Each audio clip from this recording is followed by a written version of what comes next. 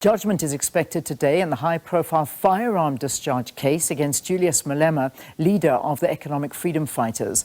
The long-running trial stems from a 2018 rally in Mdantsane where Malema is accused of firing shots from what prosecutors claim was a real weapon, charges he and his co-accused deny, insisting the gun was non-functional or a prop. Closing arguments were heard in July 2025 after years of delays, and now the court must decide whether the state has proven unlawful possession, discharge in a built-up area, and aggravating offences. For more on this, our reporter Abongile Jantjies is standing by. Abongile, this has been ongoing since 2018, and today, finally, we reach some form of conclusion.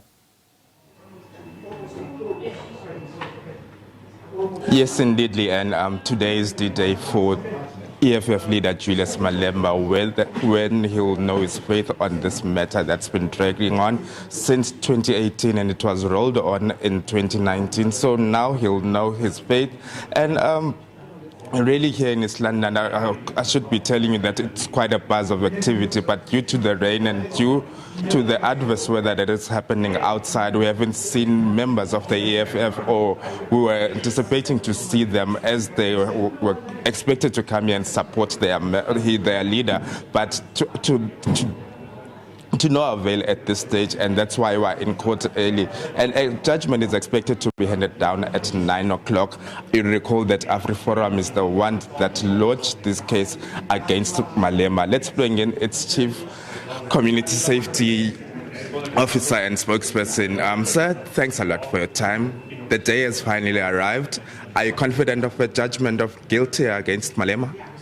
Well, we certainly hope that justice will be served in this matter, and justice in this regard would be a fair judgment. According to AfriForum and our analysis, the evidence is very clear. It's been very clear from the beginning, and that is why we laid the charges in the first place.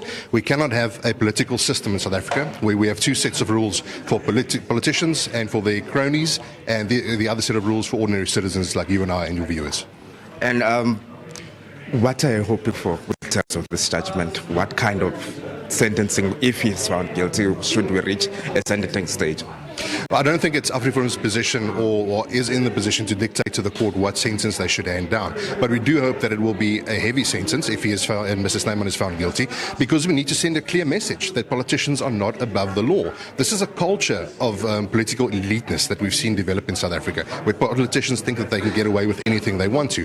And if you look at the repercussions that this has on ground level, we've seen an increase in incidents where people randomly discharge firearms into the air at funerals nowadays. And this is because of the example that's being set by top influential politicians.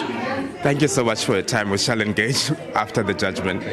Well, there you have it from AfriForum, Leanne, and 9 o'clock is just around the corner. As you can see in the courtroom, people are starting to make their way inside, but we haven't caught a glimpse of the EFF leader, but I can see some of the senior leadership within the party here in the province, and some of the national members have made their way.